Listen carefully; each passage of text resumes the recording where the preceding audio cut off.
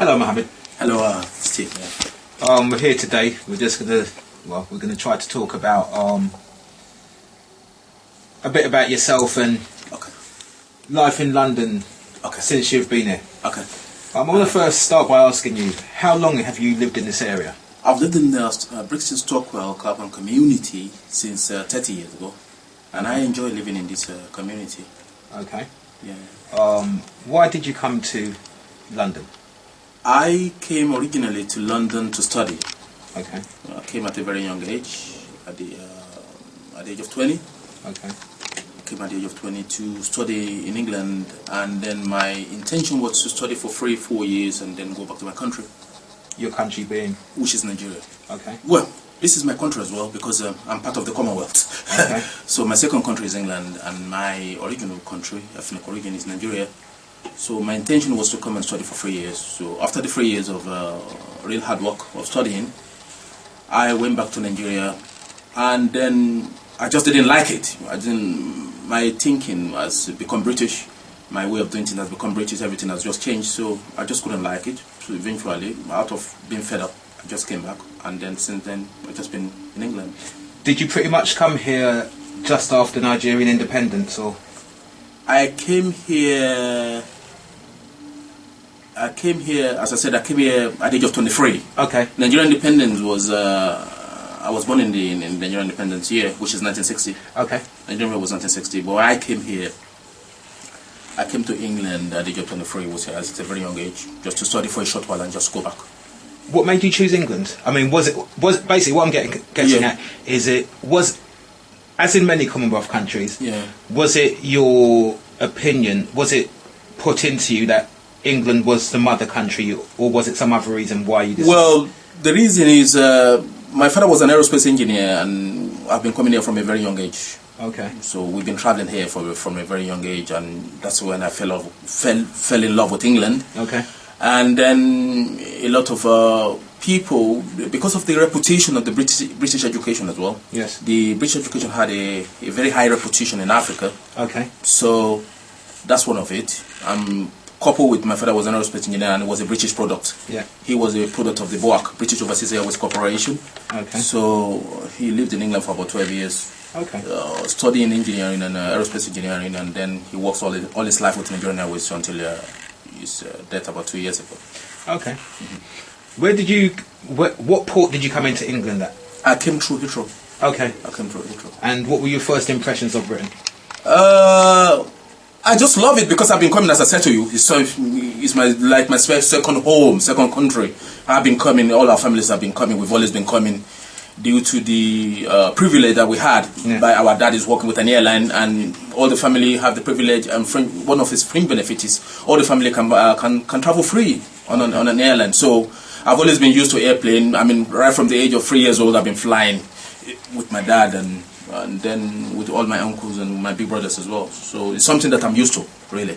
So coming here to say will not be something like that will amaze me, because I've always been coming. Okay. I've always been coming and going. So remind me again, how long have you been here? 30 years. 30 years. Yeah, I've been in the system for 30 years. Did you think you'd be here this long? I never thought so when I was coming initially, because as I said to you, I was an economic immigrant. I was somebody who has always been coming. My dad was an aerospace engineer, British product. Yes. My mom, all of us have been coming here. I'm used to here. My intention was to stay here, get myself highly educated, get the paper qualification, and be in a very high position in Nigeria. That was my intention. But your intention was definitely to go back. My intention was to stay here for a short while, go back home, because, as I said to you, I wasn't suffering at home. I was enjoying my life. I would even say I enjoy my life better in Nigeria than in England. So I'm from a very affluent home. My father had a good job, and then he is a man of the family. He also provided for us. So I never lack anything, really. So my intention was to come here for a short while and then go back there and then become somebody very big in the civil service or in the government, or that was my intention. Then eventually you fell in love with the country, and then I got stuck in here for 30 years. Okay. Yeah, I've stayed in England even more than my country, which I come from. The amount of years I've stayed in England is so longer than... would you call yourself an honorary Englishman? I would call myself an Englishman, yeah. I like that title. Yeah. I am an Englishman. Yeah, I am an Englishman. That's the way I see myself at the moment, yeah. Okay. Yeah. What do you think the major changes you've seen in South London since your time here have been? I've seen a lot of building being demolished and then another building being erected as well. I've seen a lot of regeneration, which were good regeneration as well. Okay. New building, I mean, old building has been demolished and then new building has been erected. In Streatham, in my estate, which is Loughborough Estate, in Clapham, in Stockwell, all over the place. There's been a lot of massive regeneration that have been ongoing, and gentrification as well has been going as well. Because if you're going to have to do regeneration, then you have to involve gentrification with it as well. So I really love what's going on because. Okay. Do you think that? I mean, taking down of the old buildings is necessarily a good thing, and that's okay. Some people will complain that modern architecture is a bit bland, and that old architecture gives a feeling of age and history. What's your opinion on this? Well, I'm a disciple of the new age, and I believe in new, modern, ultra modern things that is ongoing as well. So, if we're gonna keep on with America and with the rest of the world, then we have to build exactly what has been built in the modern times. The architectural design in the 40s is not the architectural design in the 50s, and the architectural design in the 50s is not in the 60s.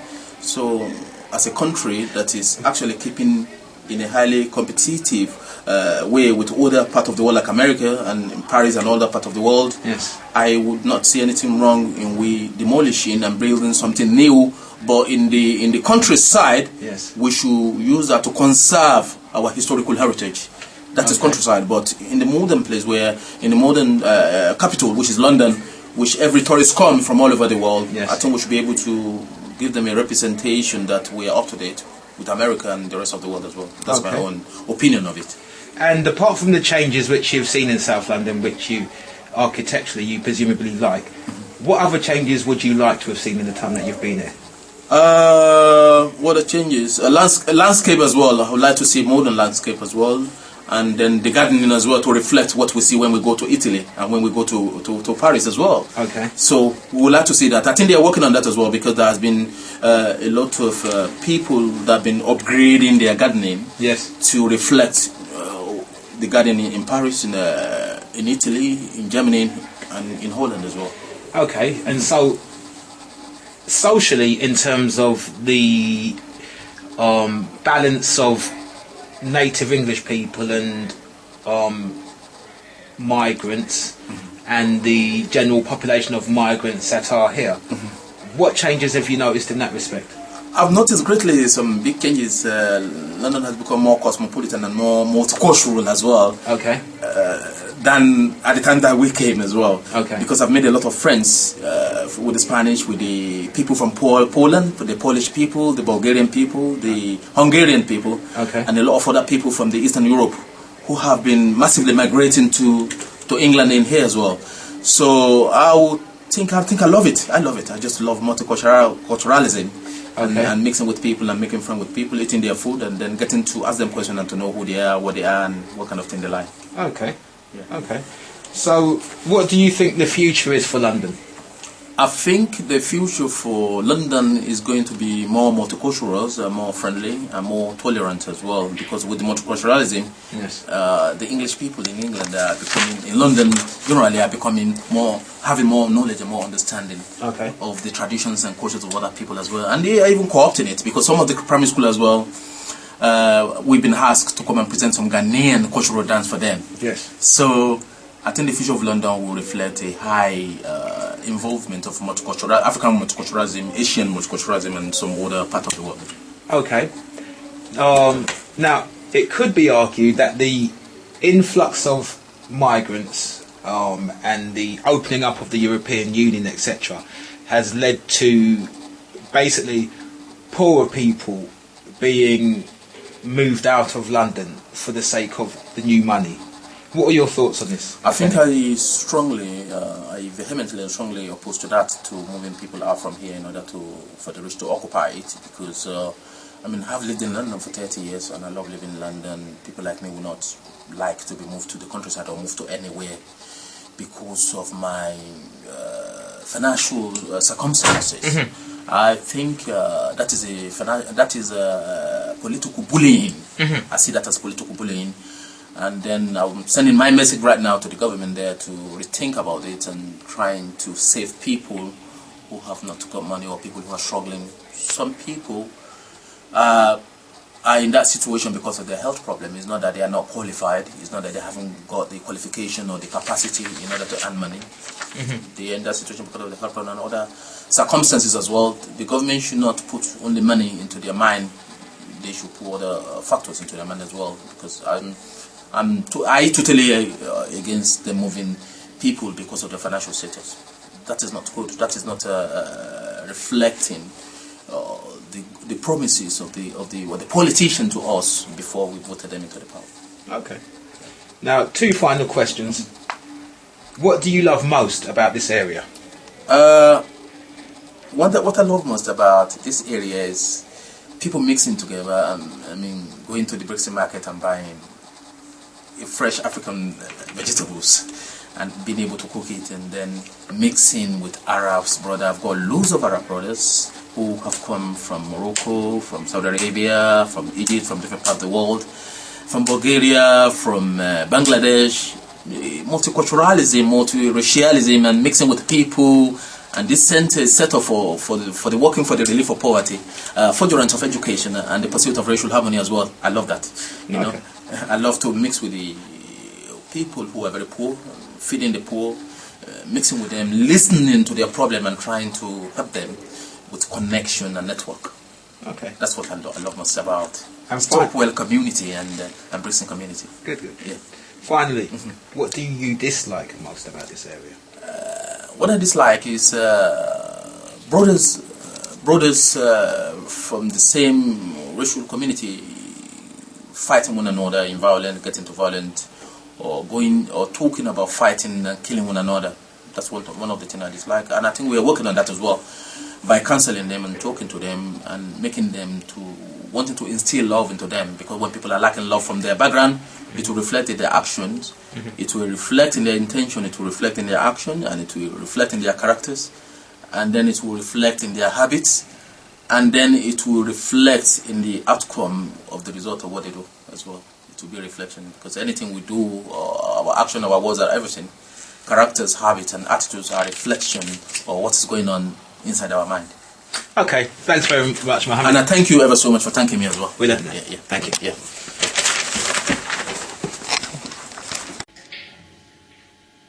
Recording now on that one. Let me get my one ready now.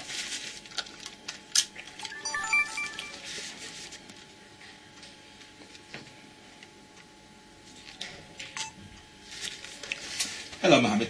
Hello, Steve. We're here today. We're gonna try to talk about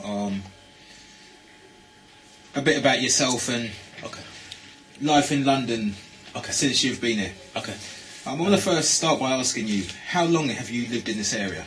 I've lived in the Brixton Stockwell Club and community since 30 years ago, and I enjoy living in this community. Okay. Yeah. Why did you come to London? I came originally to London to study. Okay. I came at a very young age, at the age of 20. Okay. I came at the age of 20 to study in England, and then my intention was to study for 3-4 years and then go back to my country.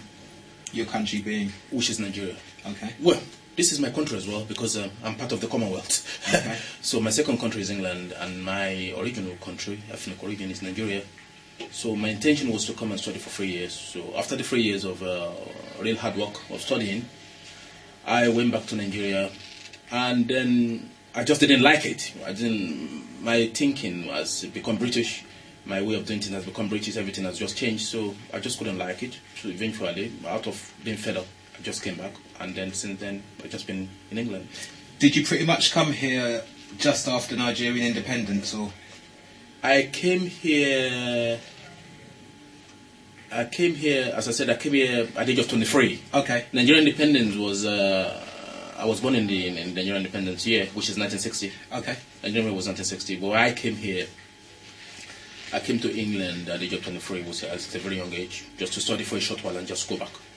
What made you choose England? I mean, was basically what I'm getting at is as in many Commonwealth countries, was it your opinion, was it put into you that England was the mother country, or was it some other reason why you decided? Well, the reason is my father was an aerospace engineer, and I've been coming here from a very young age. Okay. So we've been traveling here from a very young age, and that's when I fell in love with England. Okay.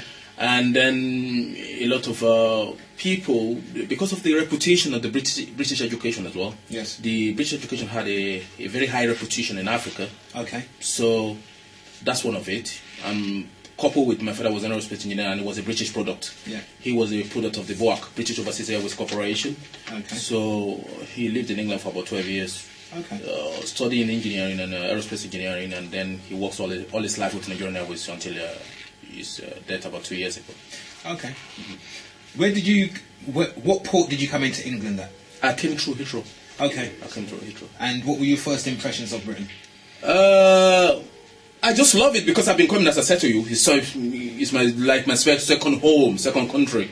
I've been coming, all our families have been coming, we've always been coming due to the privilege that we had by our dad is working with an airline, and all the family have the privilege, and one of his fringe benefits is all the family can travel free on an airline. So I've always been used to airplane. I mean, right from the age of 3 years old, I've been flying with my dad, and then with all my uncles and my big brothers as well. So it's something that I'm used to, really.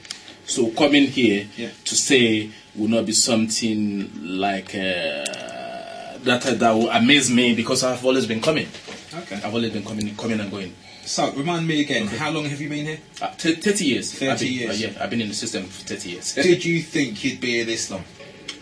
I never thought so when I was coming initially, because as I said to you, I was an economic immigrant. I was somebody who has always been coming. My dad was an aerospace engineer, a British product. Yes. My mom, all of us have been coming here. I'm used to here. My intention was to stay here, get myself highly educated, get the paper qualification, and be in a very high position in Nigeria. That was my intention. But your intention was definitely to go back? My intention was to stay here for a short while, go back home, because, as I said to you, I wasn't suffering at home. I was enjoying my life. I would even say I enjoy my life better in Nigeria than in England. So I'm from a very affluent home. My father had a good job, and then he is a man of the family. He also provided for us. So I never lack anything, really. So my intention was to come here for a short while and then go back there and then become somebody very big in the civil service or in the government, or that was my intention.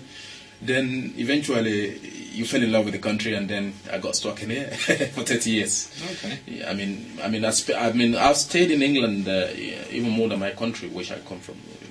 The amount of years I've stayed in England is longer than. Would you call yourself an honorary Englishman? I'll call myself an Englishman. Yeah. I like that title. Yeah. I am an Englishman. Yeah, I am an Englishman. That's the way I see myself at the moment. Yeah. Okay. Yeah. What do you think the major changes you've seen in South London since your time here I've seen a lot of building being demolished, and then another building being erected as well. I've seen a lot of regeneration, which were good regeneration as well. Okay. New building. Old building has been demolished, and then new building has been erected. In Streatham, in my estate, which is Loughborough Estate, in Clapham, in Stockwell, all over the place. There's been a lot of massive regeneration that have been ongoing, and gentrification as well has been going as well. Because if you're going to have to do a regeneration, then you have to involve gentrification with it as well. So I really love what is going on, because. Okay. Do you think that? Taking down of the old buildings is necessarily a good thing, and that's okay. Some people will complain that modern architecture is a bit bland, and that old architecture gives a feeling of age and history.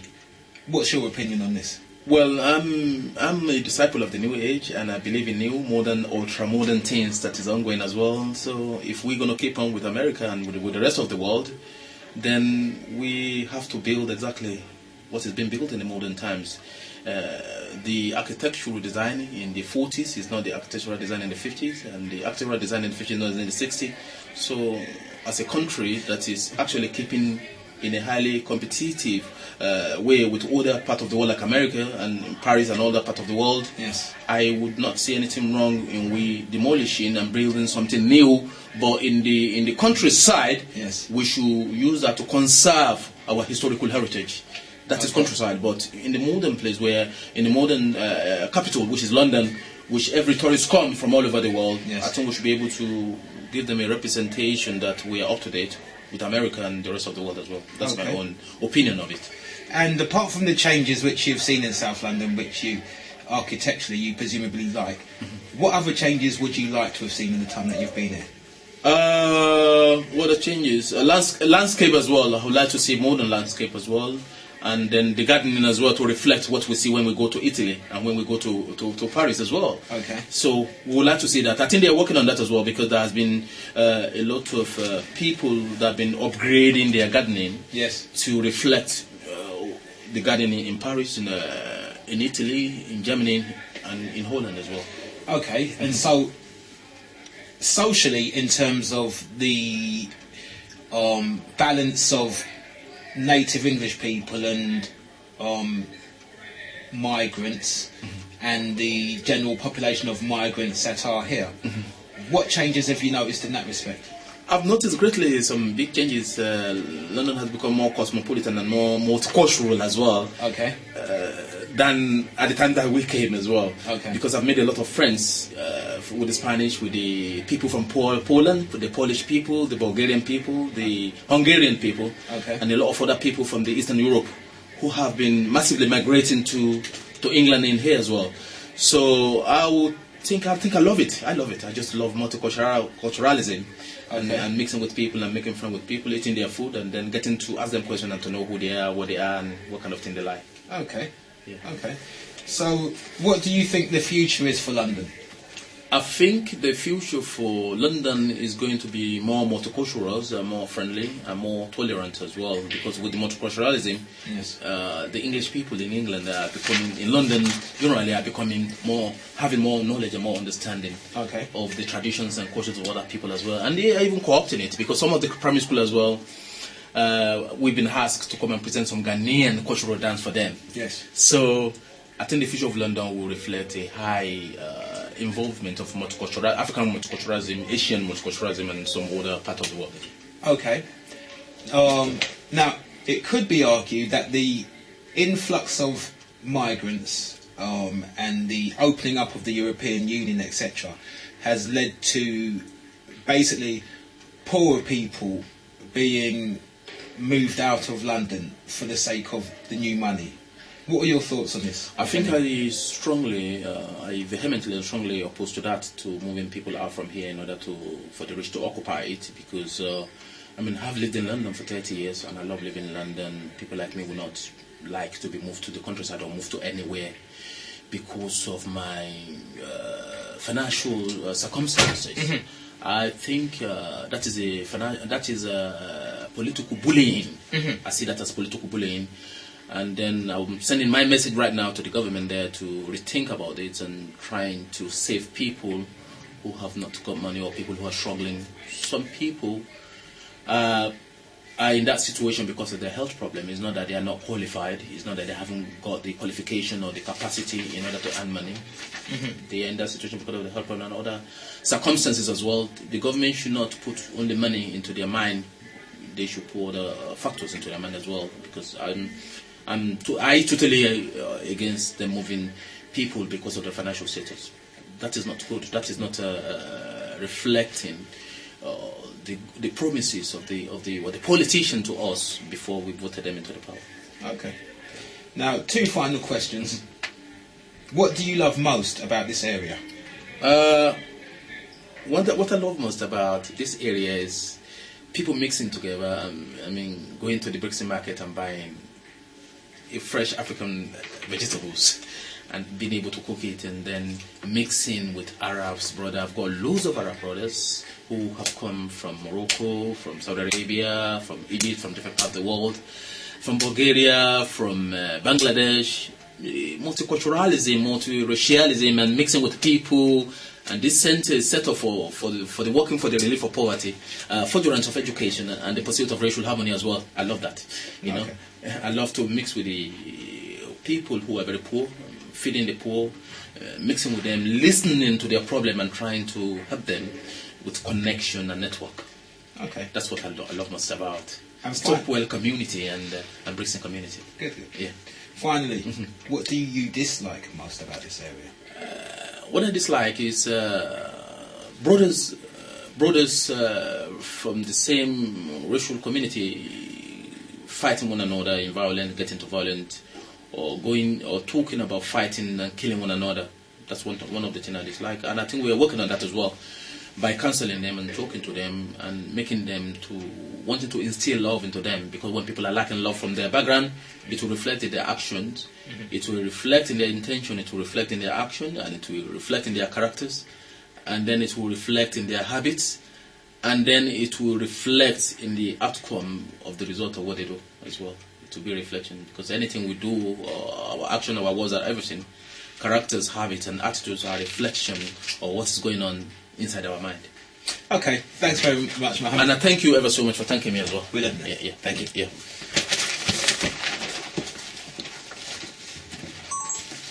Okay. Yeah. Cheers, Mohammed. Yeah. We'll let you have a look at that tomorrow or something. Yeah. All right. Cool. Yeah. So you think the sound was all right? Yeah. But to play it back. Yeah. This is. You got two shots. You got wide angle. Yeah. And you got close up. Okay. You got full shot on your arm.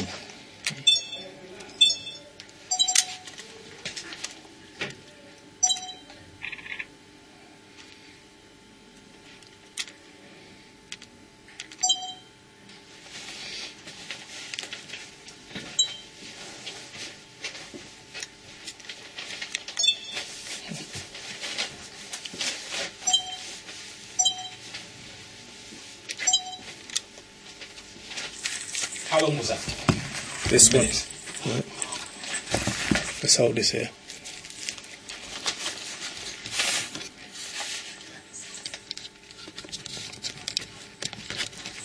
And the doctor told him long time ago, don't smoke and drink, and he still carry on. And at the end of the day, they put the tube, when he's speaking, put the hand on, and he's paid. That's exactly what's happening. I'm sorry. Tell him when I was just sorry. Speedy Gonzalez. Let me see if I can get a charger for him. I don't think so. You can get it anywhere. No. No. It's only the best bet to go to Vauxhall Market. Yes, Sunday. Yes, sir. Yeah. Hello, sir. My name is Kelly. Kelly. Yeah. Pleased to meet you, Kelly. Yeah. Now, we're just looking for some thoughts, experiences and opinions of life in this area. Yeah. Tell me, how long have you been in this area, living and working? Approximately 35 years. Okay. And may I ask, where did you come from before you came to Brixton? Originally I come from Lancashire. Lancashire? Yeah, Preston. Okay. And was there any particular reason why you came to... Well, I ran away from my dad. Okay. Me and him, we never go along together. I run away from him. Okay. Yeah. And was it in this area that you found yourself when you first came to London? No, I went from Preston to Red Hill. Okay. From Red Hill I come back to Brixton. Okay. Yeah. Did you find yourself drawn to Brixton for any particular reason? No, personally, I love Brixton. Okay. I've been there. I used to go to meeting with the local governments and any kind of thing, and I go and speak there. And I love it. I love Brixton. What did you first think of Brixton when you got here? Nothing, like my own place. I have no any problem with anybody. But did you think at that time, yeah, when you were much younger, did you think that you would be in Brixton for any length of time, or did you think you I end up moving didn't away? think about that a long time. I don't know, but I didn't thought about that. Okay. Yeah. Tell me about your time in Brixton. Well, put it this way, I got a fantastic time in Brixton. It's not mean that when I'm speaking in front of you. Yes. Fantastic time, I get it. Yes. I love it. and I still love Brixton, no matter what you say. Have you always worked in the market? Approximately. No, I used to work with a number of Lambeth. Yes. Then from there I stopped it and I come to Brixton Market. Okay. Yeah. And do you think that Brixton Market is the most enjoyable place? When I started, it's a fantastic, brilliant market to work. Okay. Yeah. Do you think that over recent years that it's gotten better? Huh? Do you think that market life for the traders, etc., has gotten better? No, worse. What do you think has changed for the Because it's only the changing the any time the business never, because any time the local government don't talk with the people who work in the market anything, you couldn't do nothing because they are all stubborn. Why? Because what they're trying to do is they put the rent up. They should be new. The economical situation is going to be worse, especially in Brixton. In 40 to 45% young Afro-Caribbean kids, they are unemployed. Yes. That is hurting me.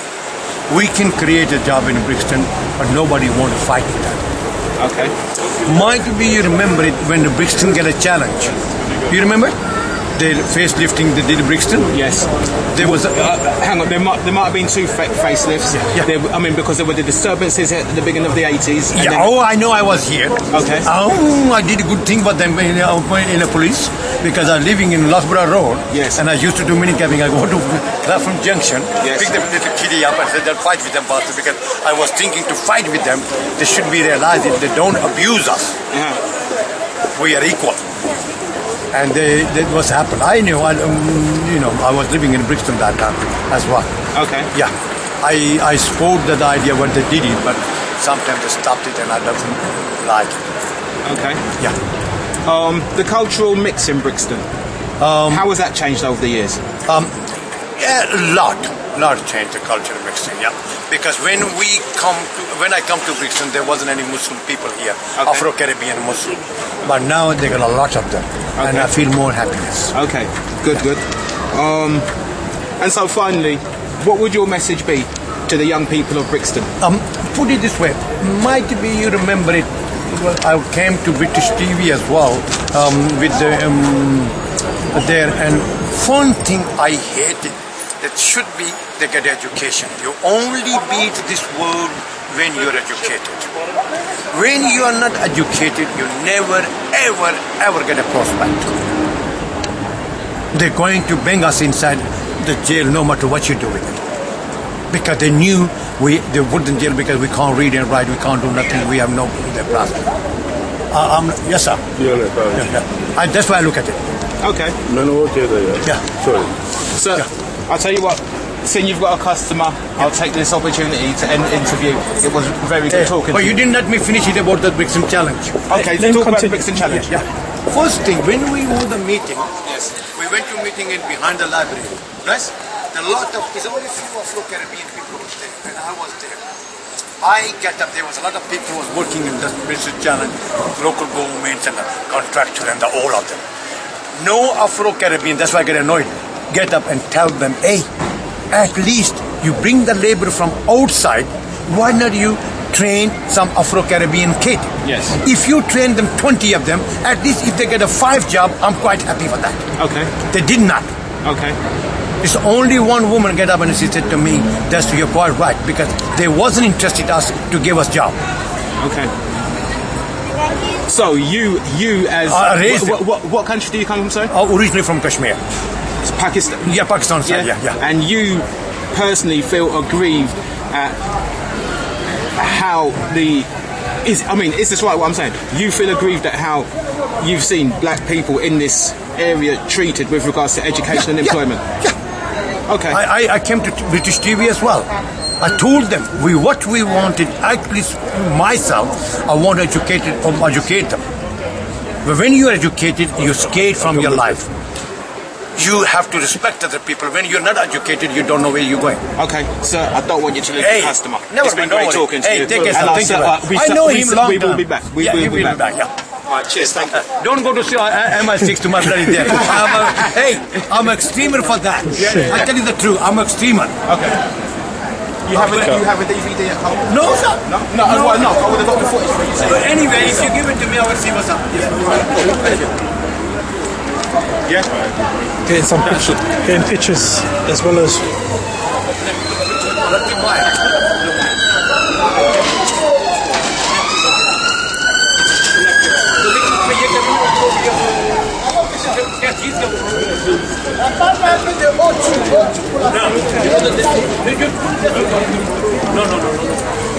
Mine, where you let this point, you know.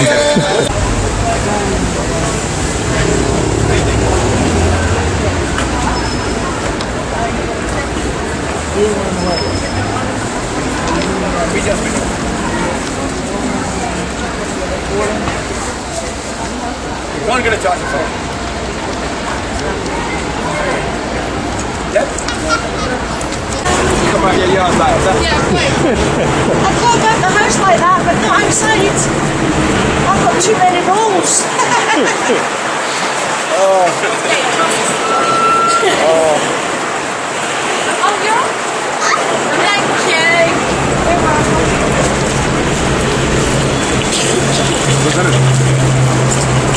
I'll do it a bit later now.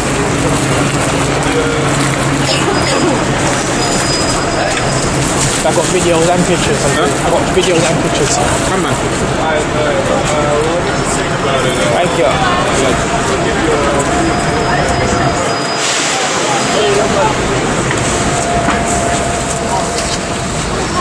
Which way?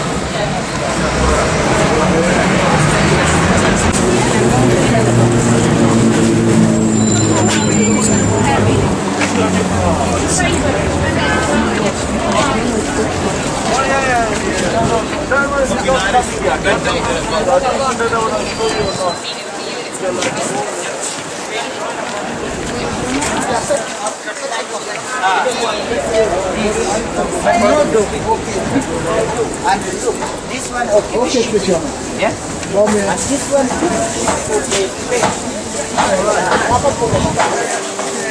Where's my friend? I want to come.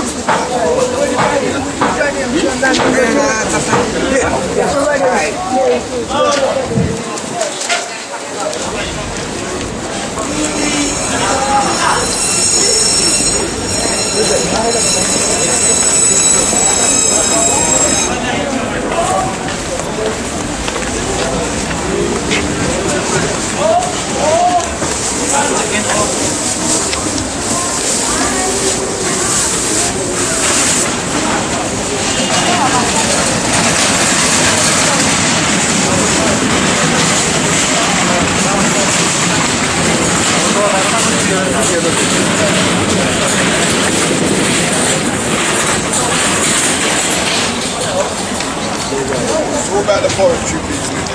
Let's go to the snowman, man. This is what I think. And the caption is not always comes through, innit?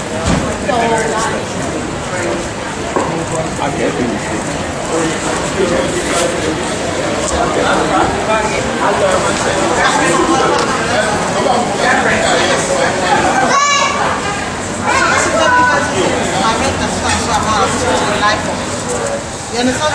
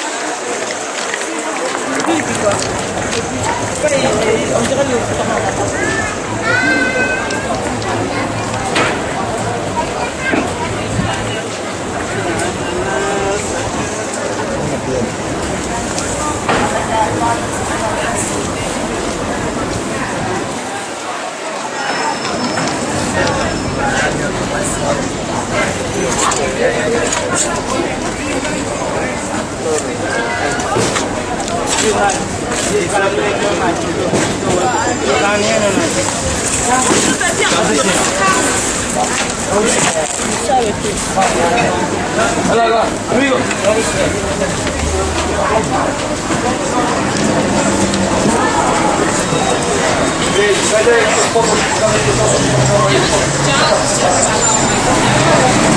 knows everything.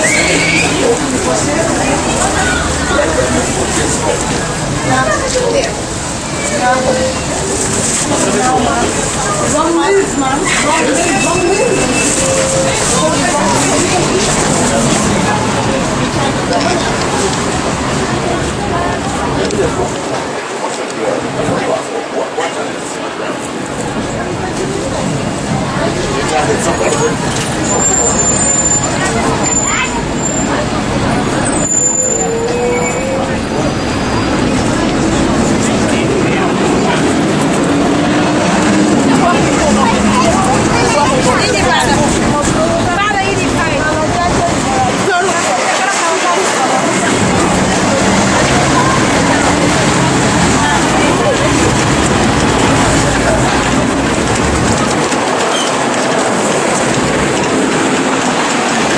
This ain't the best pub now, then.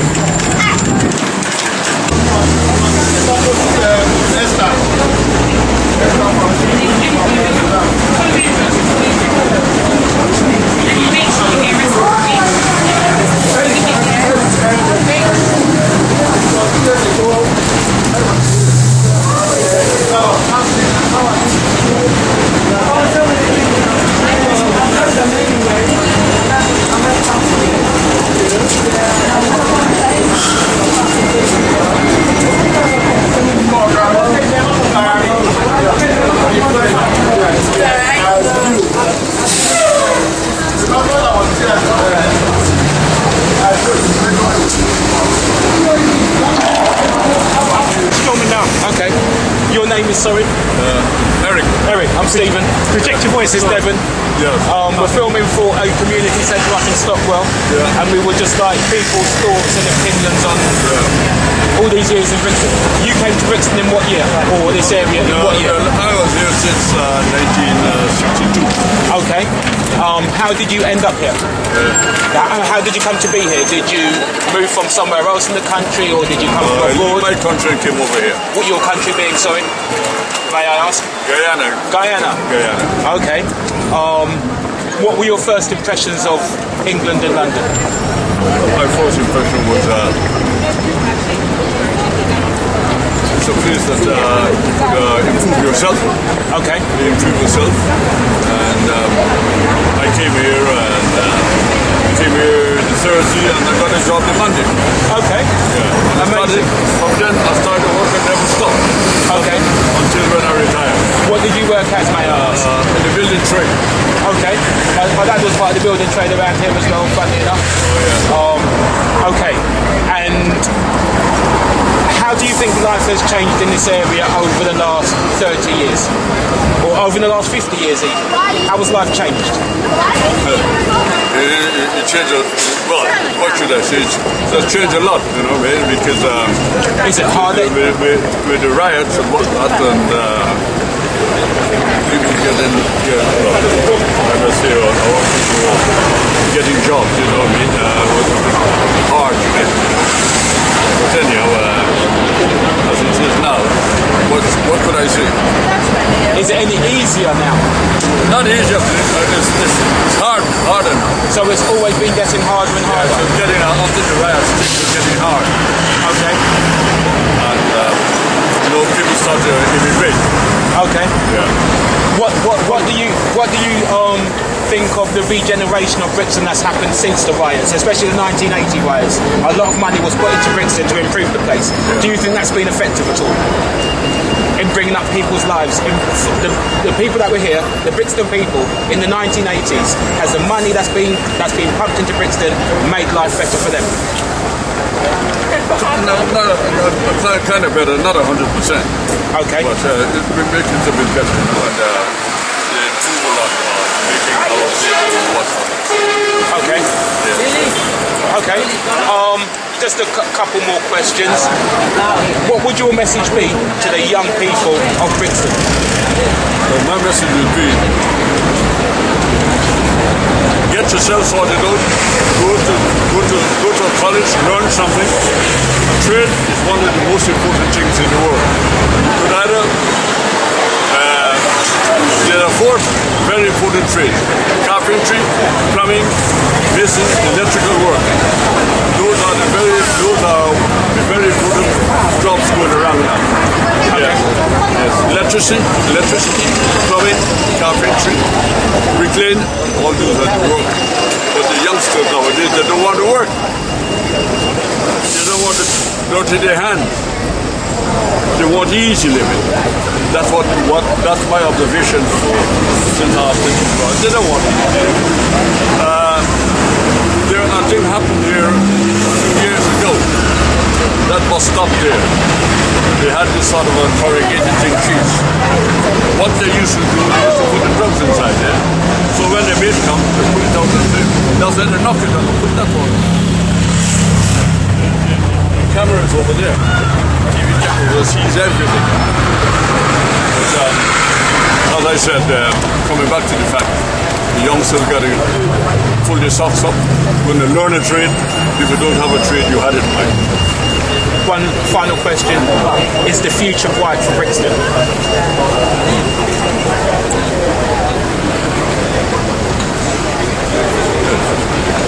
That's a good question. What I have seen, my observation is that there's a lot of people from Europe inside Brixton. With the trade, plumbing and everything. And up to now, I could carry the place now where about 7 poles working. They're doing a big construction work up my area. What else? They don't want to know. They don't want to know. And it's heartrending to know that you live in a place and people come miles away and get the job and you can't get it. Why? Because we don't have that impetus, that thing to go forward to elevate ourselves in life. Why do you think that these people have this attitude?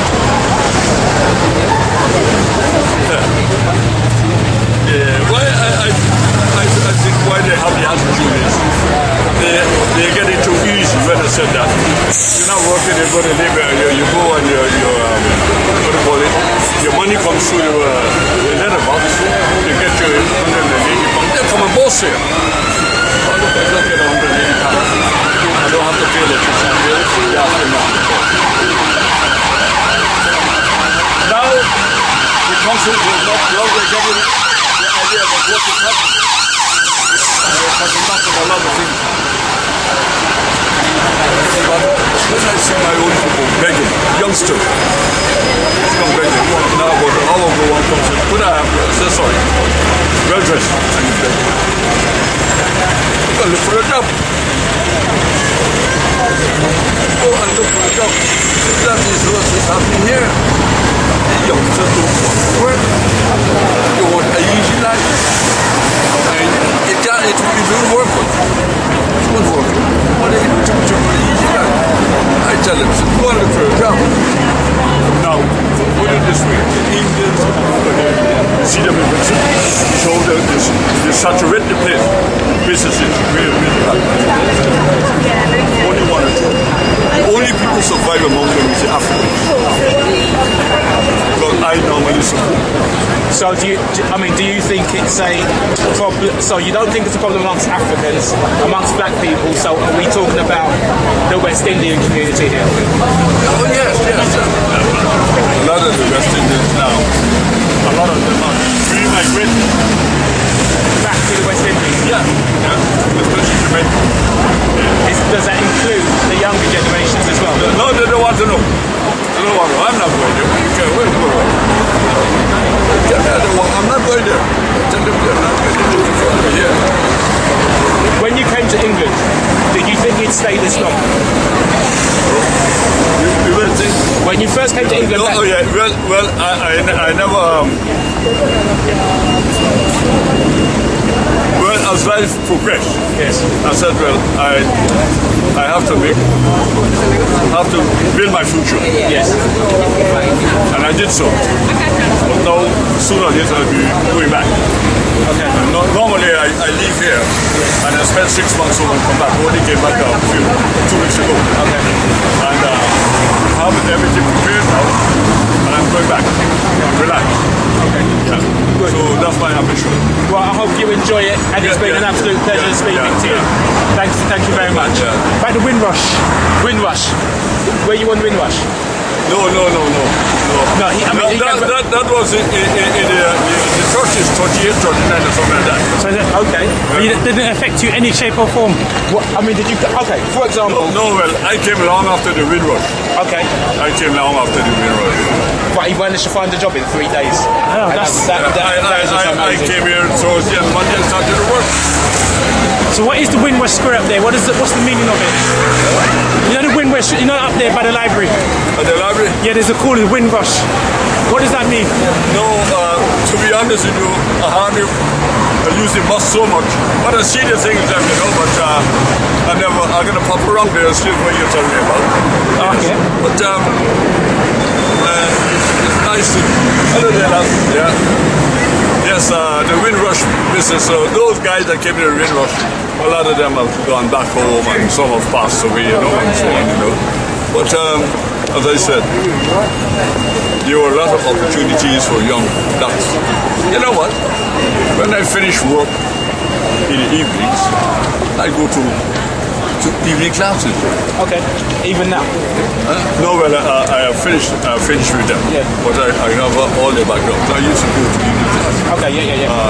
My subject was philosophy and biology.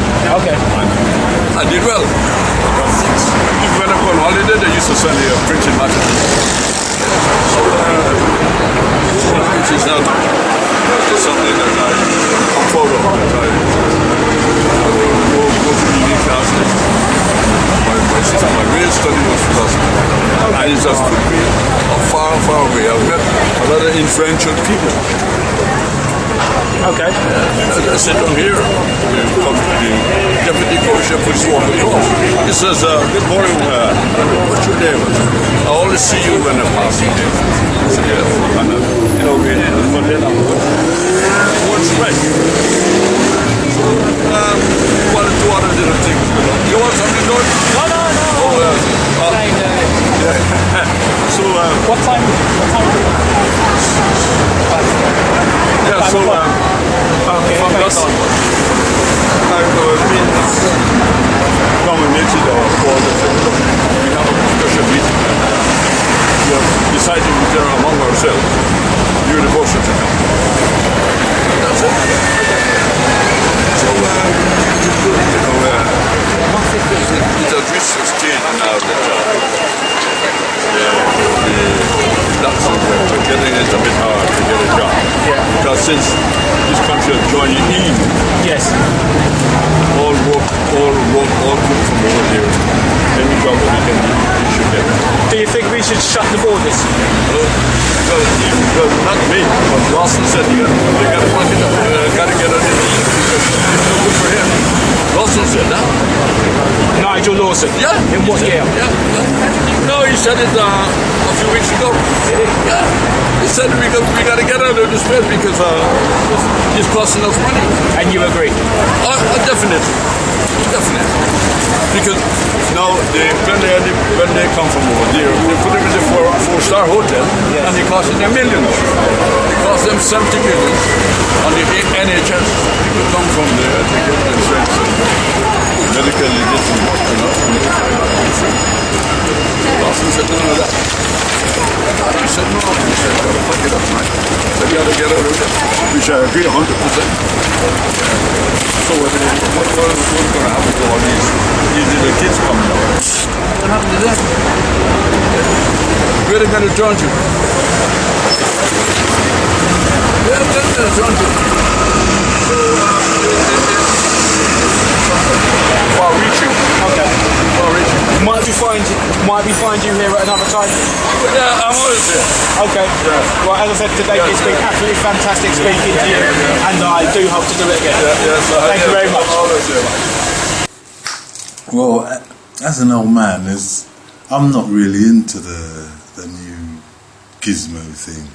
I don't really know much about it in that way, but watching the kids, I couldn't really.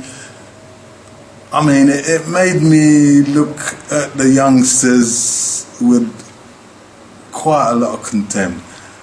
Here we are in this society with cameras everywhere, and you're running around with TVs in your back with your face. I couldn't believe it, really.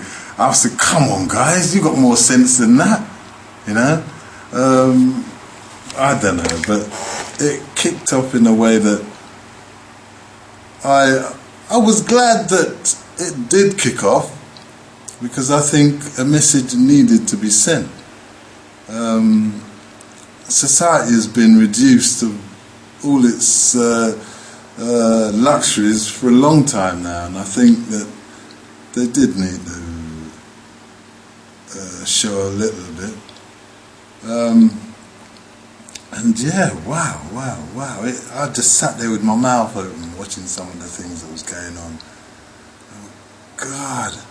But that, when you start seeing individuals being hurt, that takes the gloss off of it, You don't mind if they're attacking buildings or, big super chains or whatever, but when they start hurting human beings, and that one of the guys got run over or something, that really made it a little sour for me,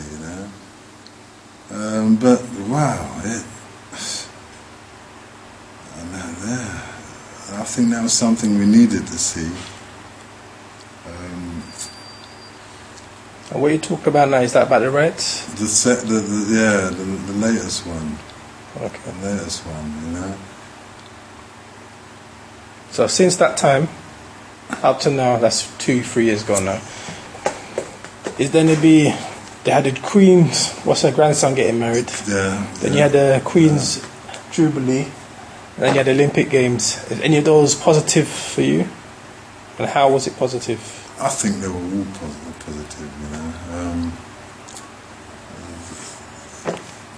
The marriage of the two young royals did make me feel good. The Olympic Games was brilliant. Wow, somebody was smiling on England, for it to come off the way it did. All those athletes performing to that level, it was a really, really good time to be around, good time to be a Londoner. It made us forget for a while the problems that we got here, but So you think we need more events like that? Well, I don't know if we need more events like that, but if we can stimulate the feeling somehow, boy, because everybody felt good at that time. Everybody I know felt proud to be a Londoner, and yeah. So Londoners do have it, If we can just put our heads together, and stop all this foolishness. Well, I don't know. I suppose we wouldn't have the foolishness if life was a little bit more fairer, So I'm not going to start saying, stop the foolishness," because the ones who can stop it are the ones that live in better areas than I do. But you do hope that sooner or later those ones with the money will realise that, come on, sitting on that money ain't doing anybody any good, let alone you. They think, we're protected. No, it doesn't work that way, my friend. Spread out your money and make everybody feel happy, and it will reflect on your life positively. Keep it to yourself and make people starve. You won't like it, mate. You wouldn't like it. Okay. Brixton. What have you noticed in Brixton? Like life, is it improving, going backwards, staying the same? And what can Brixton do to move forward? I don't think anybody could fairly say it's gone back. No, life doesn't really go back. We do progress forward, I believe. Brixton is such a nice cosmopolitan area, you know. That's what I love about Brixton. There's all sorts here, you know. I remember going to the Queen's Head, and I couldn't believe what, you know. Back in the day, we got all these people my age dancing about to old reggae music, and that was lovely, you know. Then you see the youngsters coming in, mixing in. Yeah. I don't think I'd like to be anywhere else. So you say Brixton's more diversified as in cultural mix, age mix, and gender, everybody. Yeah, it really is a nice mix. Let me be clear. If I had money, I would probably have a place abroad, but I wouldn't leave Brixton. I wouldn't leave my flat, you know. Yes, in the cities are a problem, but you can't I don't think you could live a complete life without visiting them, you know. Yeah, I wouldn't mind being in the country with my lovely couple of acres, but getting away from the city and all the life that it kind of evokes. Nah. So you see the kids are teenagers now. How do you think life is for them? Is it better or worse? No, tough. I really feel sorry for the kids. And what do you see as the reason? They're losing everything.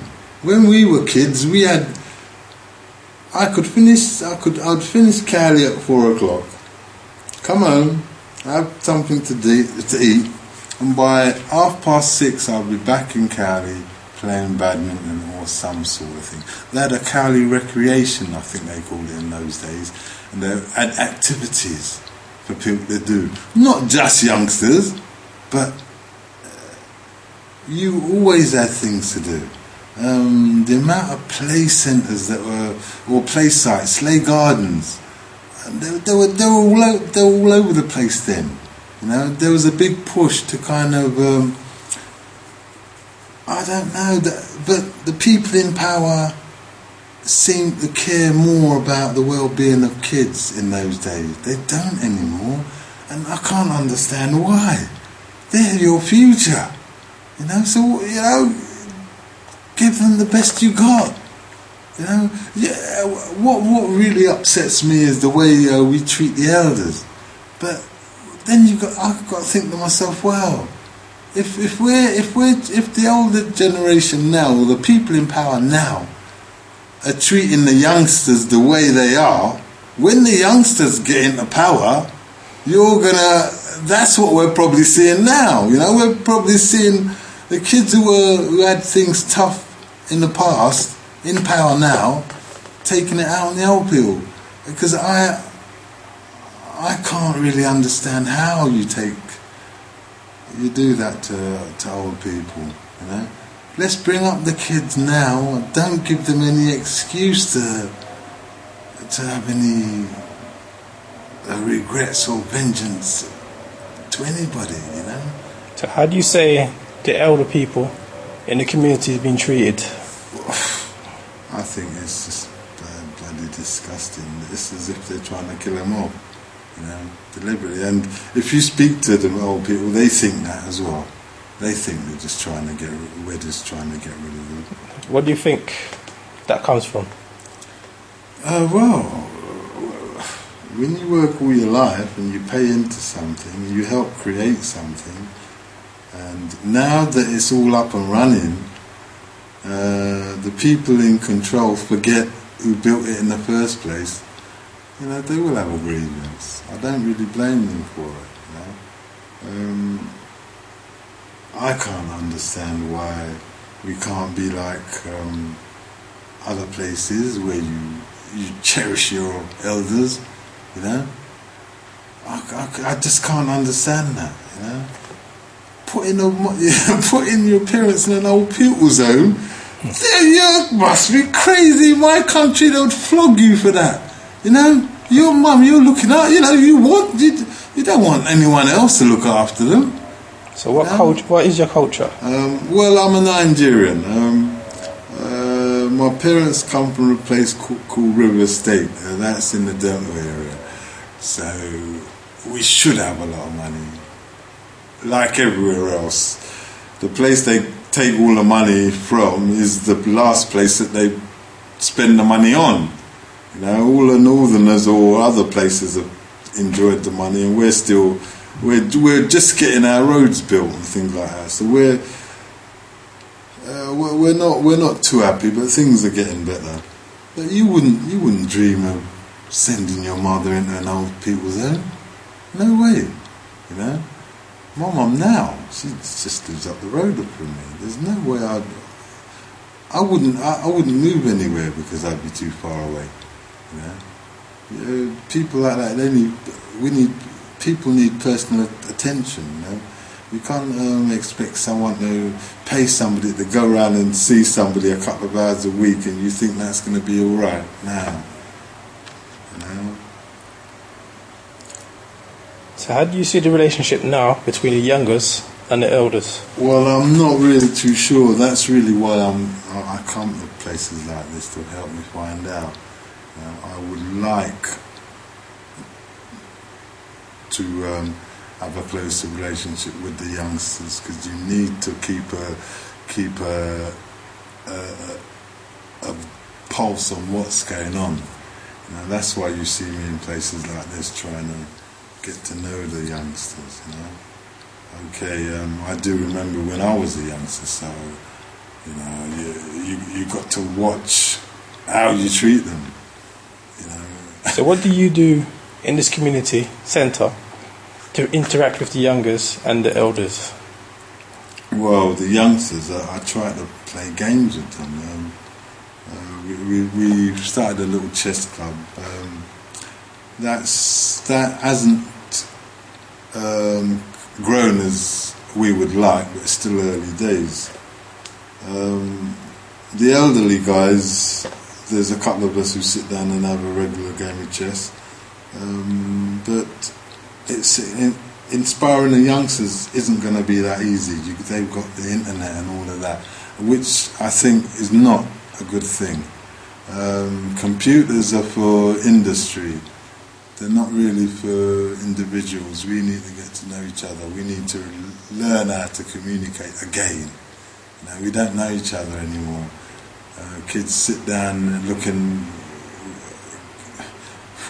at that screen all the time. They ain't got a clue how to react to each other. You know, being courteous and things like that. We've lost it all. We need to try and help bring it back.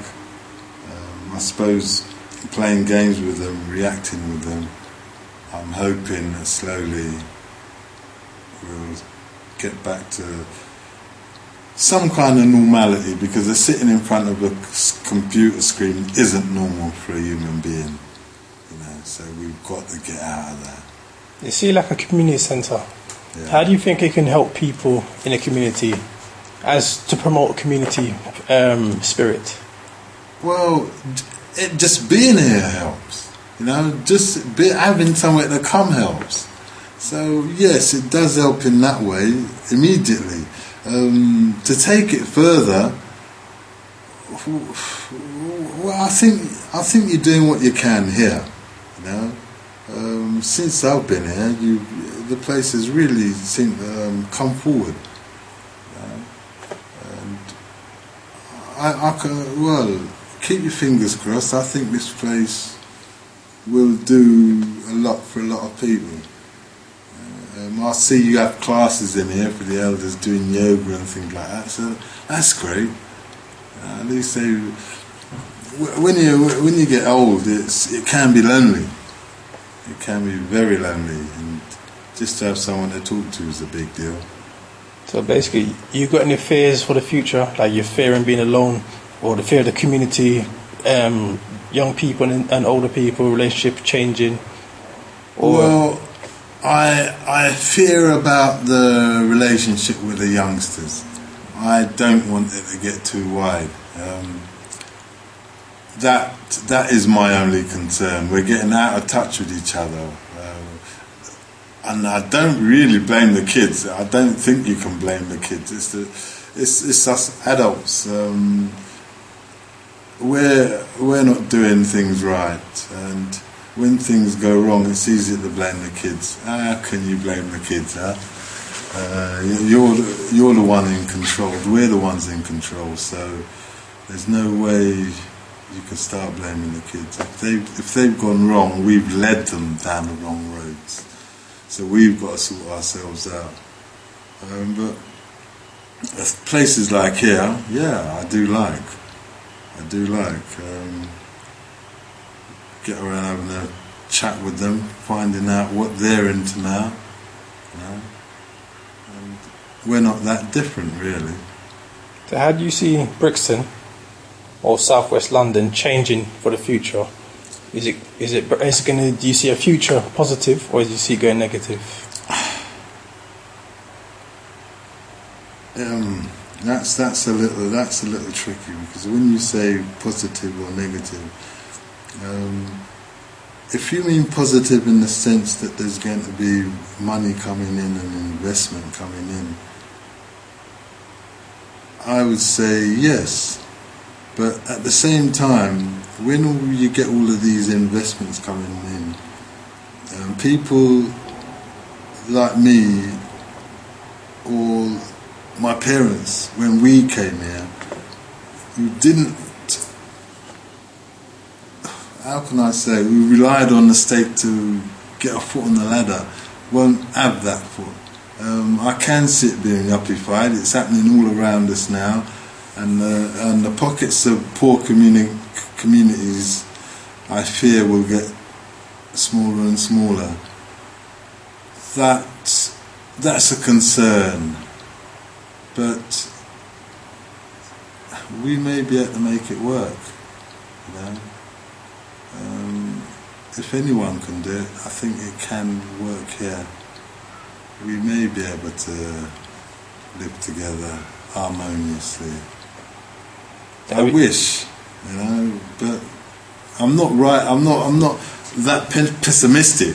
If you asked me 20 years ago, oh no, the yuppies are coming in, and what's the future going to be like for a poor man, I would have been a lot more pessimistic. Now, having lived through the last 20 years, yeah, maybe we can coincide together. You see, 20 years ago, relationship, I'm talking about cultural mix. You had people from a background, like diversity, and now you got like the culture now, the money people coming into this community. Do you reckon it's changing for better or for worse? The money people against the cultural mix before? I don't think the money people will ever make things better if it's left to their own devices. That's where you need the poor people to push up against them to help keep the balance. They need us. They learn a lot from us. Their heads are stuck up. They've been in the dream world for too long. We're the ones who've been living real life, and they need to learn. There's a lot we can teach them. So we can work together. Okay. Also, have you noticed within South London, homeless people, homeless, is it better, improving, or is it don't exist? To me, the welfare's got worse for the poor man. A lot worse. We've all got greedy. And again, this is back to Maggie. When Maggie came around, it was cool to be rich and flash your money in front of the next man and say, look what I got, you know. It was cool to be that. Before she came around, people weren't so bashful about their money, you know. Well, didn't she also help people to get onto the property ladder, own their own house instead of renting, relying on someone else to support them? But look where we are now. That's the result of what, you know. So yeah, people would have been happy to get on the property ladder, but look where we are now. This is the result of all of that. So it tinges it a little, you know. And at the time, don't get me wrong, at the time I was an ambitious young man, and I was thinking, yeah, I wouldn't mind some of that, but it doesn't work out for everybody, you know. Out of 10 people who jumped on the bandwagon, probably about 3 of them it worked out for, and the rest of them fell along the side, you know. So is that to blame? Is that Thatcher's blaming, or is that people's blaming? Well, it's both. Thatcher made it possible, and really she should. I think people in that position should be a little wiser than that. They know what our frailties as human beings, you know. But she gave you dreams. Yeah, but with those dreams are going to be a lot of nightmares as well. No, but she gave you dreams. You know? It's up to you to take the dreams and use it. Yeah, so, you know, but as I say, not everyone made it. And she knows, well, you know, when you do up the maths, you know, you give 10 people that chance, only a few of them are going to make it stick.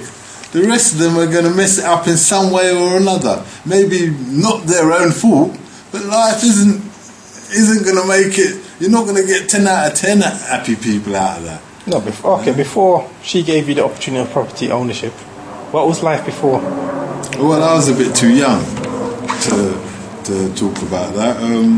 Before, I must have left school back in about 78, and she got in about 79. I was too young.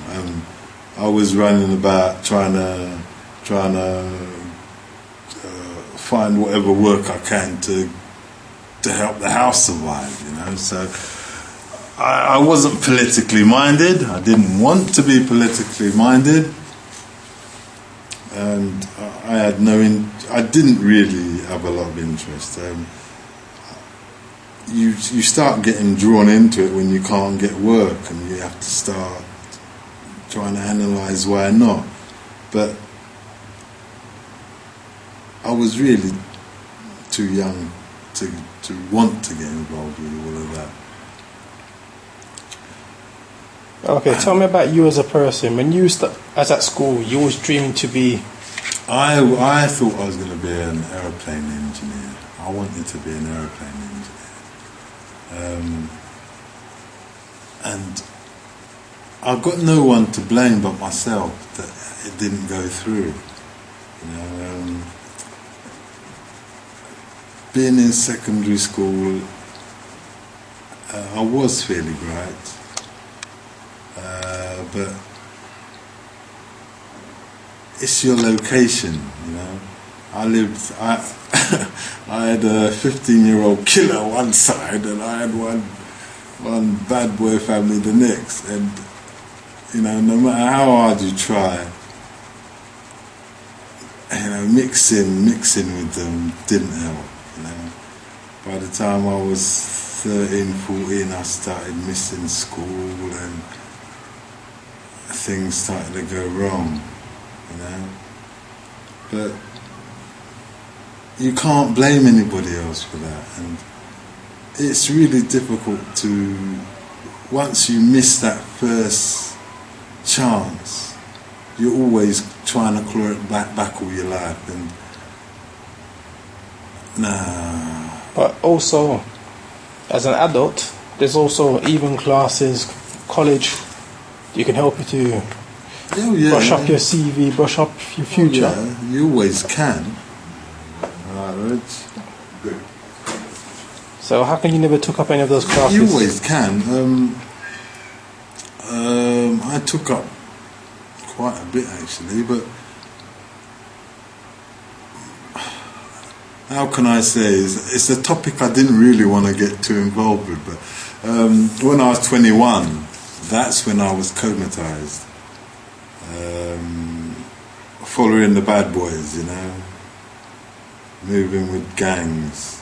And really and truly, I wasn't. I wasn't a bad boy. I moved with bad boys. So when you move with bad boys, people associate you with them, rightly or wrongly.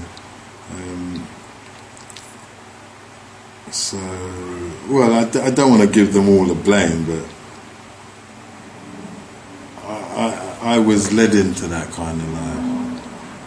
So 21, being comatized, everything just went.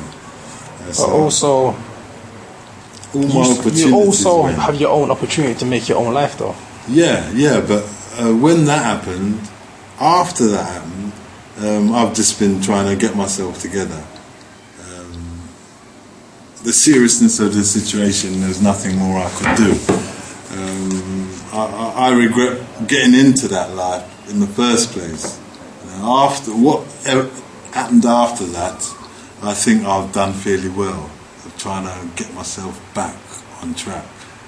My mistake was to fall into that trap in the first place, and that's what the youngsters of today need to get around their heads. It doesn't pay.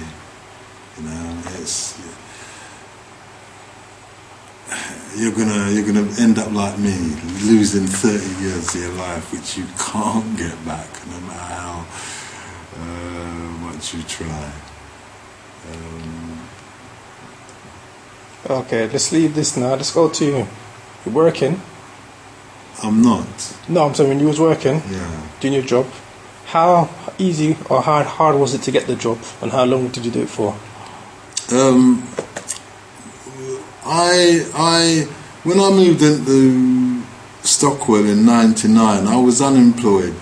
I spent a couple of years looking for work without success, and then realised that the only way I'm going to get back into work with a decent wage was to get onto the buses.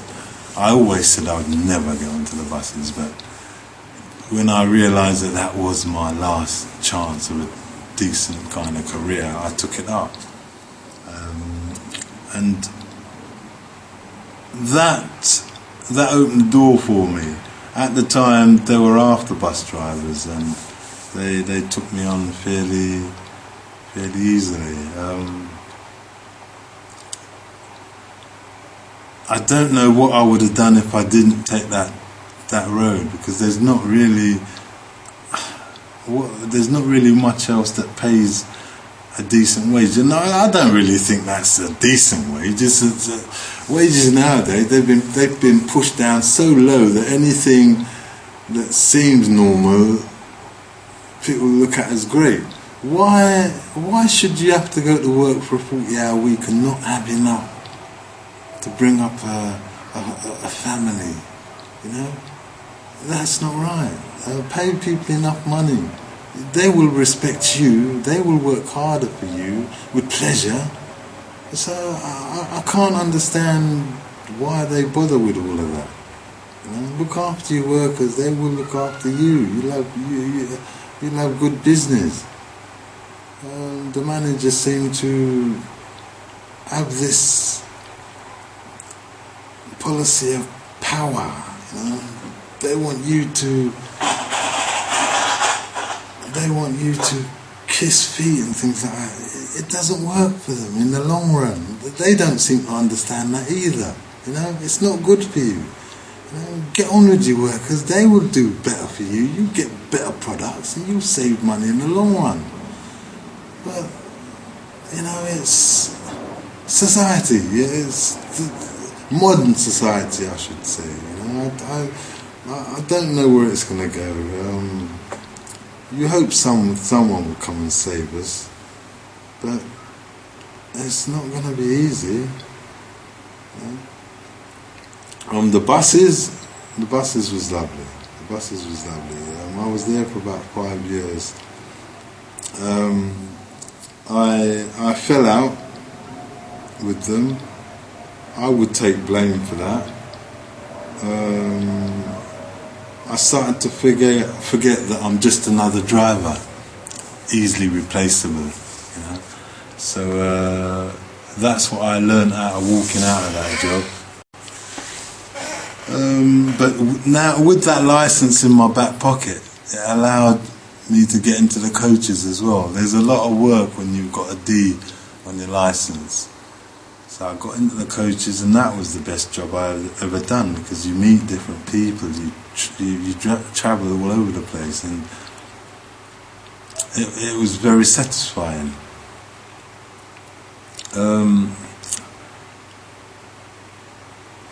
But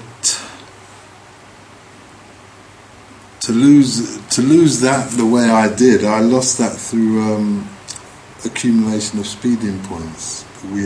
I'm working for the company, you know, trying to keep their customers happy, trying to keep them happy, and you get your endorsements, and it's well, we told you to watch it, you know. They give you a list of things you need to do for the day, and they know that it can't be done within the time that's available, unless you push it, unless you can drive. I could drive fast, safely, but I just kept getting caught by these cameras, you know. And when I lost my job, I felt almost as if I was just left alone. You expect. I wanted the company to be able to do more, but realistically, they couldn't do any more. You know, it was, and people did warn you that, look, Michael, it's your license. When you lose it, they ain't gonna care, and that's what happened. You know, what a shame. So, how long ago was you driving? The last driving? The last time I drove for them was in about February the 13th this year, and by then I was getting a little irritated with the job, because I was only getting a couple of days a week. With being banned, they say to you 6 months and their license is clean. Realistically, you can't. Your client license is not clean for another 4 years. Your points are deducted, but having that mark on your license means that the insurance companies will not touch you. So Red Wing, being nice, couldn't take me on full time. So I was getting bits and pieces, and I couldn't live anymore, you know. Running into rent arrears and all that kind of rubbish. So they let me go. And wow, that came the end of the most enjoyable job that I'd done. But I'd done enough. I don't regret, I've done it. I don't need to do it again. You know, I've enjoyed that side of life. I want to move on to something else now. I only got into buses because I damaged my foot. You know, I would have always been on site doing some kind of skill, you know. So I'm glad I was once a coach driver, but it's time to move on. You know? You see, once you got a driving license, stroke bus driving, couldn't you been inside the office, been an office job instead of doing a driving job? Yeah, but I would never do an office job. I think that a lot of the early deaths that we see is due to people doing jobs like that, where you're sitting about. We need to be active. If you sit in an office all your life, I reckon by the time you're 60, your organs are ready to pack up. The problem that you have on the other end is that people who work too hard fall down dead too early. But I think the balance is somewhere in the middle. I definitely wouldn't be doing an office job. I'd like to be doing something active that will keep me healthy. Office, no, not at all. That's why one of the reasons why I wouldn't get deep into computers, because you're sitting down in offices. No, I want to be outside. I want to be enjoying the fresh air. I want to be working my muscles, That's how you live long, as far as I'm concerned.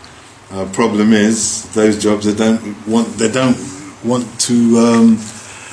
How can I say, appreciate. They want to pay them rubbish money, and make them feel as if they're worthless. I'd rather be doing those jobs.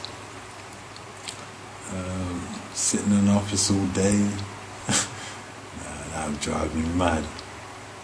Also, how do you see the foreigners coming over and getting jobs, doing jobs? What class English people put to the side and said they wouldn't do it, and they complain about foreigners taking their jobs.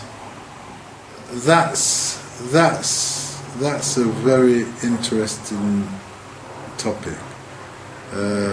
Being an immigrant myself, or coming up with my mum and dad when they came here, and being viewed by others as immigrants, I can see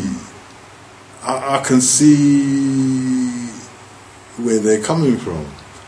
Now,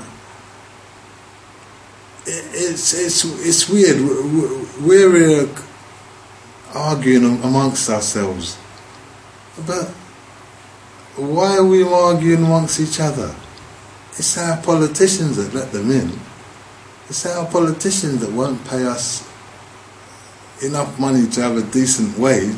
It's our politicians that are not building these houses, and we're here fighting each other.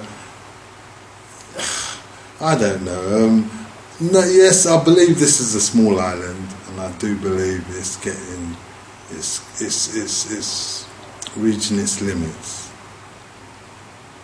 But would I blame a man who wants to seek a better life from leaving where he's come from to come here when he's got the opportunity to? I wouldn't blame him. I can't blame him. So what do you think about English people who class themselves as English? Saying every time they open their mouth, they're saying we're losing all these jobs. Hey! Listen, I can see exactly where they're coming from, my friend, and I almost would agree with them, my friend. I feel sad. I don't like when the topic's going on. I want to walk away because I would be pissed if this was my country. I would be pissed, mate. No, but isn't those jobs going to them because they're refusing to do it themselves? Well, who can you blame? This is the government as how can I say? You've made this society. You're the one who's made. You can get this, you can get that. You sit down and you've created this lazy culture. Call it. They created the lazy culture. And now you're kicking them in the teeth for it. You created it. No one wants to take the blame. They've created this culture, and it's run out of hand now, and they're trying to wash their hands off of them. But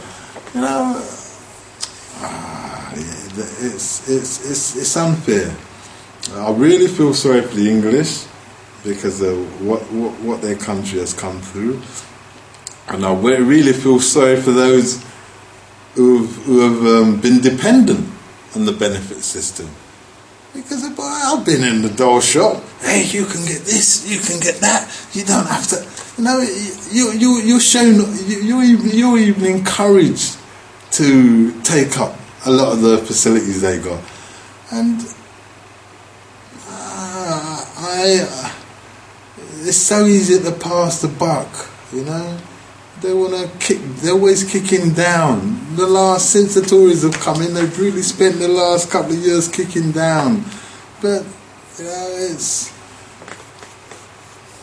the society has created this society. So what do you believe, or what should be the best way of moving forward? Well, the first things first, I believe. Can't let in any more. How should they control that? Well, look, I don't know, and I'm not going to pretend I know, But I'm sure they've got ways of, if they put their mind to it, they can control or have a better control on who comes in and who doesn't. Right, people who was already here. I'm not. You can't just kick them out, and I don't believe that that we can't take any more. It's just how we manage what we've got. No, I don't think the country's too full, but it's with better management we could make what seems bad a lot easier. I'm no politician. I'm not going to claim to know the answers, but you've got to close your borders. This welfare state, that's the hard topic, What are you supposed to do? You've got to tell them before they come in that they won't have those facilities, they're coming here because they know they have.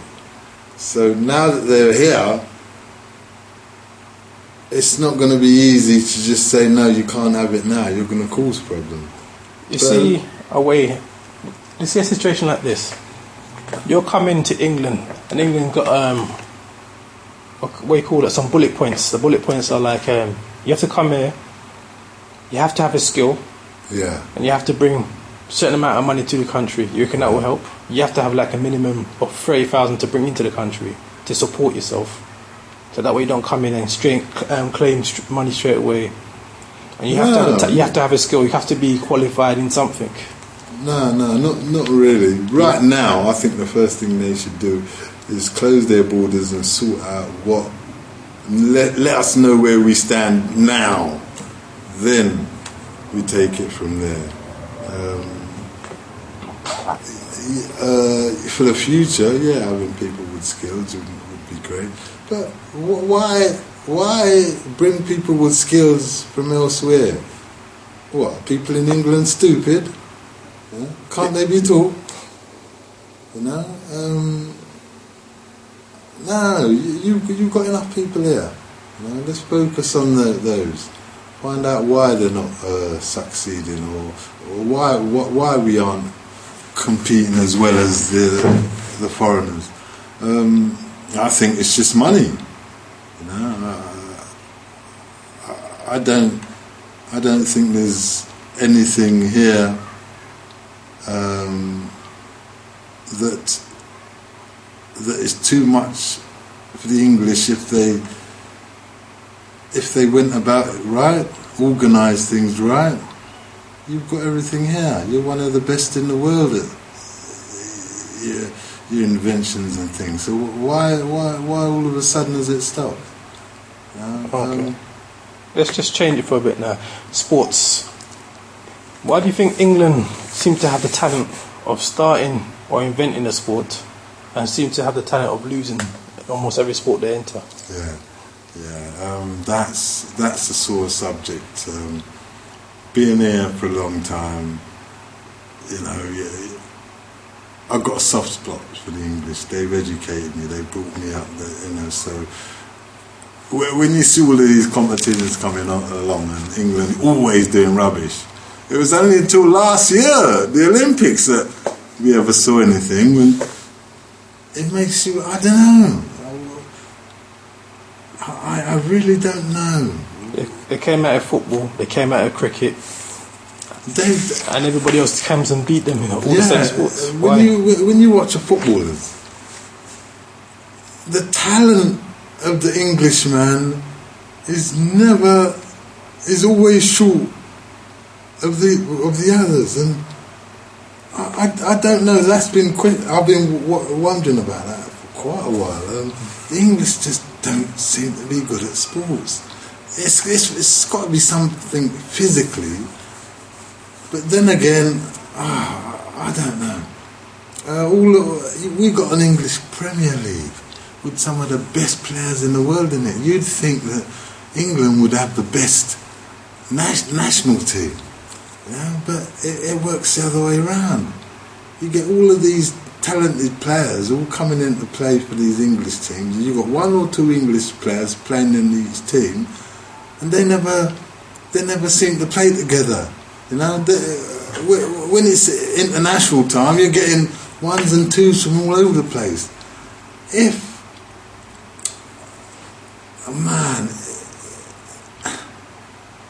You need... this is too difficult. Why are we rubbish? Why are we rubbish? I can't get my head around it. Because you see people like Murray get to those heights, so they've got to be able to do it. Okay, he's Scottish, so he might use that as an excuse. But surely the English can't be that rubbish. That's got me for a long time. The English have never been good at sports. It was only last year with the Olympics, but what made the Olympics go so good? Because they ploughed money into it. Maybe if they ploughed money into their sports, I'm not so interested in how much profit they can make from selling people things. Maybe because what we done last year does suggest that.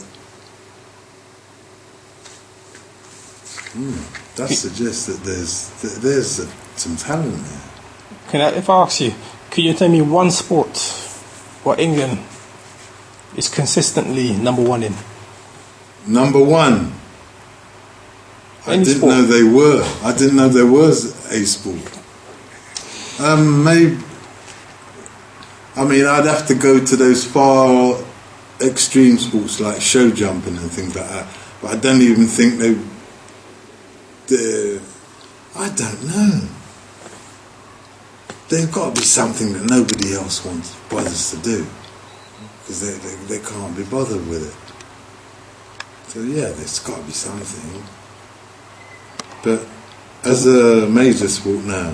So most of the biggest sports, the football, the boxing, the track and field, the cricket, the rugby, other countries that seem to be dominating. Yeah. When I was young, I just used to think that the English people just didn't have the build. I just thought they weren't strong enough. But I know differently now. I just think it's that's not high enough in their psyche. My dad, some people said to me I'd be the first black player to play for England as a defender when I was young. But my dad, I come from one of those families where my dad had no respect for sports. My dad studied in Oxford. He had no respect for sports.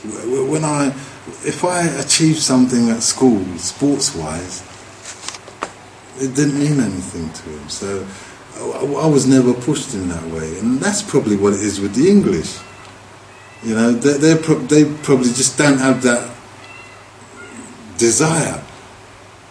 I mean, those days, that generation. I mean, it's coming through now. I believe it's starting to come through, but probably those days they just probably didn't. Who cares about if you're a good footballer? They want to be learning about law and how many degrees they can do, and I think that's probably the reason why. Okay, just another question now. Why do you think sports stars earn multiple times more money than people doing normal jobs? Like a doctor, fireman, police, a teacher, social worker. Because of money, because of the way the capitalist system works. When you get all of the people prepared to pay the way they do, there's so much money in the pot that they've got to pay decent money. Yeah, why not?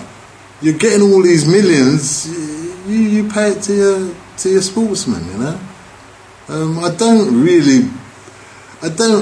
really begrudge them getting more money. I think the money is a bit a bit crazy. You know, they're scaling out. It's turning some of them fool. A millionaire, multi-millionaire, 18, 19, you ain't got no sense. You know, some of them can't really handle it. But how? I don't know. It's really strange because I used to really get vexed that they got so much money, but wow, if there's that much amount of money being generated, who do they give it? Someone's gonna have it, you know. So, but also, don't you think money is being made for multiple different reasons, situations? Why can't money be pumped into police, a doctor, teacher? Because those jobs you need. Sports stars are entertainment. That's different. That's not a need job. Why can't they give the jobs that need? A soldier gives his life, and he comes back from war, and he's barely finding a house to live. And you hear them living on the streets, or they're dying early. But someone kicks a ball around, or acts in a movie, earning multiple money. Oh, it's the way the system's set. It's not. It's too entrenched. I mean, we're getting fairly deep now, and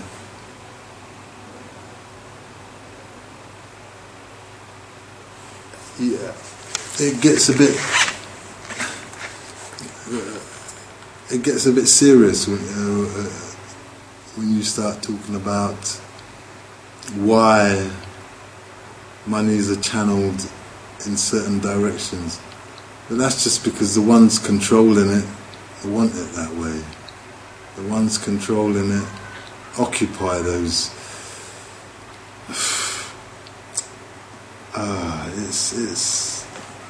It's a little touchy, that one. When you start talking about money in the first place,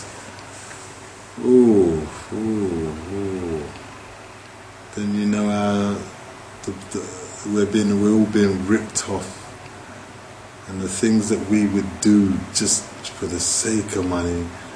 It gets a bit deep. You could talk for a long time, and it's fairly annoying. You know, why? You're going to have to ask the bank manager, really. He's the only one who knows why he's organised things the way he has. Purely just to keep himself on top. Keeps a couple of us happy, like footballers, paying us masses of money, but really at the end of the day, he's the only one that gains. He's the only one that gets fat at the end of the day. And then you think to yourself, well, why don't? Well, if someone can get some of the money, why not? And yeah, I suppose, why not? Okay, let's change the subject now. Coming to the end.